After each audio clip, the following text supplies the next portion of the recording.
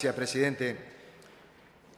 ¿Por qué es importante? Y le agradezco, diputado Fugazzotto, porque con el diputado Fugazzotto también participamos de la redacción de este dictamen en minoría, que también cuenta con el apoyo del diputado Difonso, el diputado Escaño, la diputada Morán y la diputada Roxana Escudero. ¿Por qué presentamos un dictamen en minoría, un dictamen alternativo? Me gustaría decir a mí. En minoría en la comisión, veremos qué sucede en el recinto.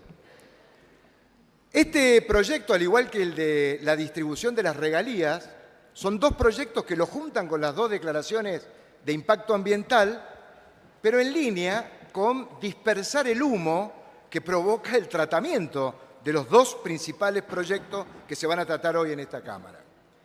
Este fondo de compensación, que es una imposición de la Ley General del Ambiente, y le voy a pedir que me autorice a leer, presidente, porque hay varios aspectos técnicos. Le voy a autorizar, diputado. Gracias.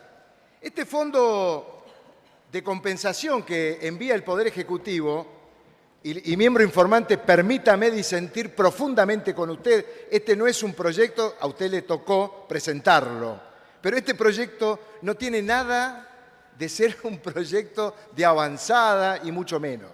Porque esto, el fondo compensador, no se trata como ocurrió con el caso, le estoy hablando de los años 90, cuando se intentó hacer el sistema de la reparación de los accidentes de trabajo en los siniestros laborales. ¿Qué pasó? Bueno, las compañías de seguro se organizaron en fideicomisos y en formas de recaudación de dinero para poder soportar esta carga que tiene la sociedad cuando existe un accidente de trabajo. Fíjense el paralelo que quiero hacer, porque este fondo de compensación tiene como objetivo establecer un régimen autónomo distinto del régimen de la ley nacional, cuyo objetivo sería establecer una tarifación de los daños que produzcan estas empresas que van a tener la concesión de estos proyectos mineros. ¿Se entiende, no? Estas empresas van a provocar daños y quien va a responder económicamente por esas indemnizaciones va a ser este fondo compensador que se crea con esta ley.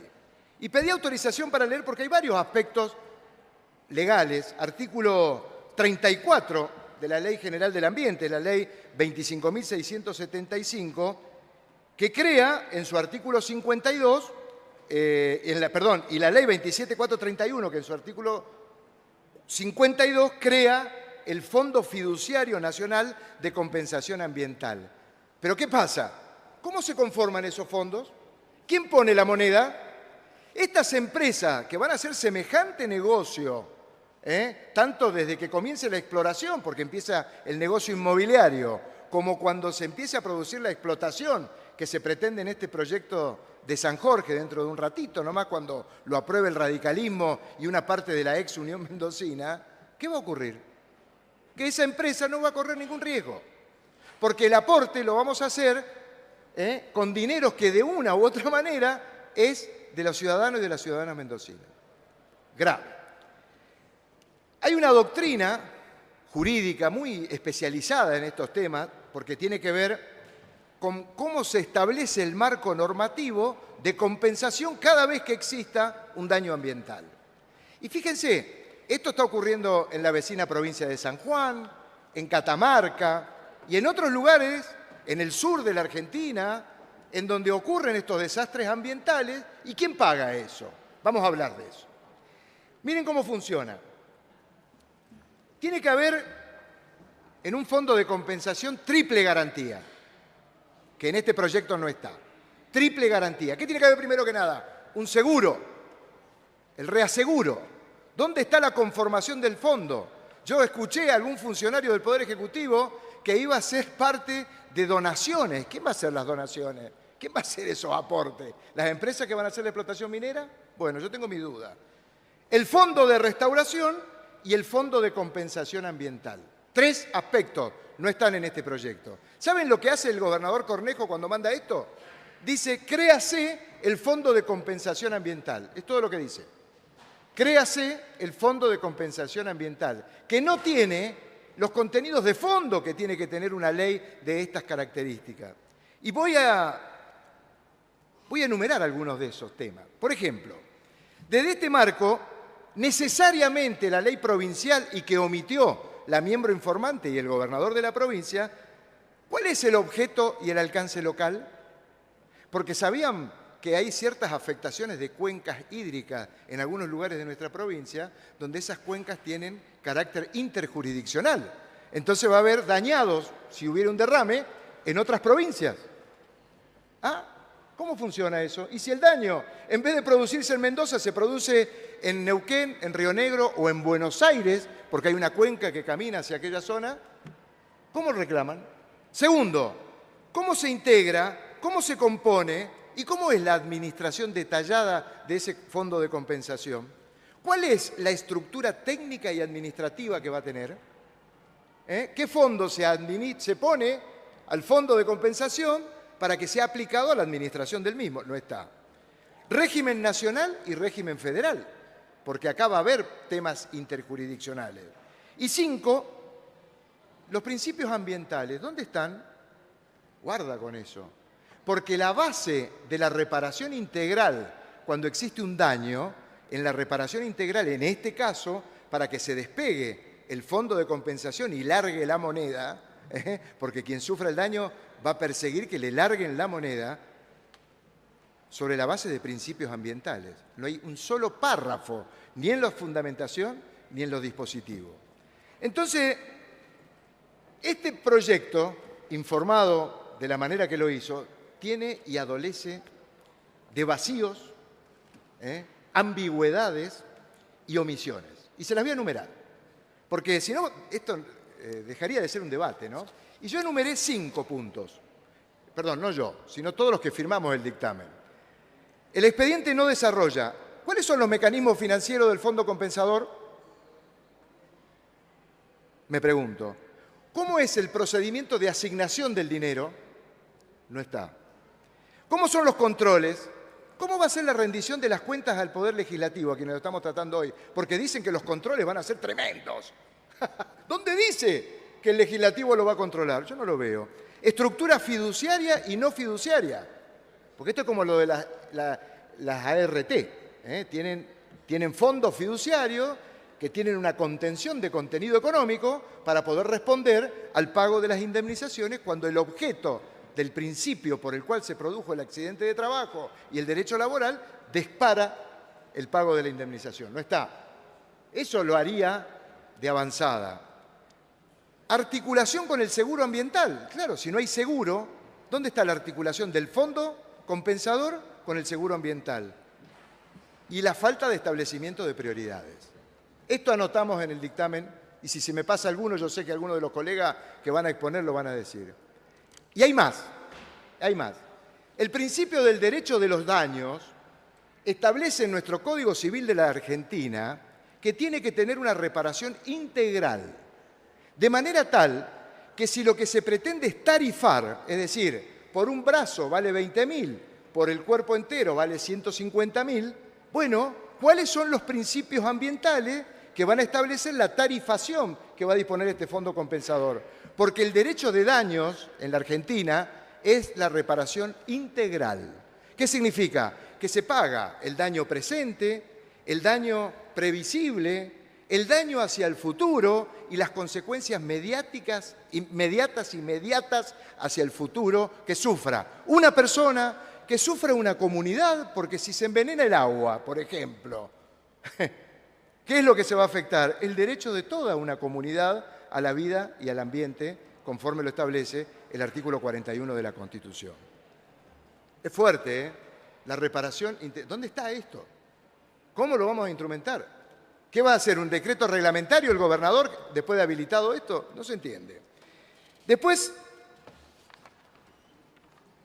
existen otros aspectos sobre el impacto jurídico del que yo estaba hablando recién para justificar y garantizar esta recomposición económica cuando se produzcan los daños. Se lo dijimos a la ministra que vino a visitarnos acá y nos mandó a estudiar. Está en las actas de la comisión. Nos mandó a estudiar la ministra Ella cree que por haber estado en Abu Dhabi con todos esos señores que entienden las picardías de cómo funciona este negocio, nosotros tenemos que aceptar y estudiar que este proyecto es el correcto. No sé de qué está hablando la ministra. Fíjese, incumplimiento del mandato constitucional del artículo 41 por las razones que yo daba recién. Hay un proyecto, y esto lo voy a hacer breve, porque la diputada Lizana creo que en su momento lo va a explicar en extenso, cuando acá no existe la ley de cierre y poscierre de una mina. Guardémonos este mensaje. Si va a haber una mina, va a haber un desarrollo económico cuando termine el proceso de la extracción, porque esto se trata ni más ni menos que extraer de las entrañas de nuestra tierra y dejar todos los efectos que van a dejar. No me lo rompa, pensé que era mi dictamen. ¿Qué va a pasar si no hay una ley de cierre y de poscierre? ¿Saben qué pasa? Para hablarlo en términos que se entienda, sobre todo quienes lo estén mirando desde afuera. La ley de cierre y de poscierre, a la que va a hablar la diputada Lizana, habla ni más ni menos de la cantidad de guita que esta empresa minera tiene que poner para evitar el daño, prevención del daño. Y eso no está ni en las declaraciones de impacto ambiental, ni en los contenidos económicos de la misma, ni en estos fondos compensadores, porque la base está en que quien quiera venir a hacernos el agujero en la montaña va a tener que poner una... Y se los doy en número. Si el proyecto es de 1.000 millones, hay 300.000 que los tiene que aportar para garantizar el cierre y el poscierre de la mina. Nada de eso está acá. Entonces, esto es virtuoso, esto va en línea con aquello que perseguimos de la seriedad institucional y todo. Esto es un verso. Esto es una manera de desviar la atención creyendo que es el de los 4 proyectos que presentaron, el liviano. Esto es una farsa. Y concordamos, los que firmamos este dictamen en minoría en la comisión, y ojalá que acá en el recinto se pueda ver de otra manera, hicimos una propuesta. Porque dijimos, bueno, ya que todo esto no va a ir, le dijimos a la ministra, se lo dijimos a la presidencia de la Cámara, al presidente de la comisión que lleva adelante el desarrollo de estos proyectos, que le proponíamos que agregara un artículo, un inciso en un artículo. Y yo lo voy a decir porque esto es capcioso, esto está hecho a propósito, esto está porque ni siquiera han leído la propuesta que les hemos hecho.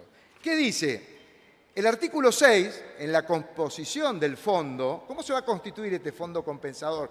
Pongámosle que todo esto que dije es una barbaridad. Yo creo que no. El artículo 6, ¿cómo se compone? En el inciso final, nosotros le pedimos al gobernador y a la Cámara que se agregara el inciso L, que dice: lo establecido en la Ley de Regalías Mineras, que es el proyecto que enseguida nos van a hacer que discutamos, en su artículo 18, en la cual establece un 10% de las regalías para el fondo compensador. Che, a estos que van a venir a hacer el negocio, poner un 10% de la guita de la regalía para el fondo compensador tendría algo de razonabilidad. Una monedita que pongan para este fondo compensador, porque después se van a querer sacar de encima la posibilidad de pagar los daños que hagan cuando tengan un desastre ambiental. Y para terminar, como no nos aceptaron esta modificación, que hubiera sido, yo tengo un dicho, es algo soez, pero ¿vieron esas personas que no se arreglan las muelas, que tienen caries y tienen una carnecita adentro cuando comían el asado? Eso es para una minera poner ese 10% para este fondo compensador. Porque el daño no va a ser de una carnecita que se mete en la muela. El daño y la reparación integral de un desastre ecológico, pregúntenle a estos que viven por debajo de la mina Veladero y todos esos desastres que hubieron, si hay dinero de fondo compensador que pueda cubrir la reparación integral de los daños que producen estos señores. Es fuerte. Entonces, para no hacer más extensa la exposición y sobre todo porque algunos de los colegas que suscribieron apoyando este dictamen alternativo van a exponer, como miembro informante, la conclusión a la que arribamos es que este proyecto debe ser rechazado en su 100% hasta que hagan alguna de las modificaciones que nosotros hemos propuesto. Gracias, presidente.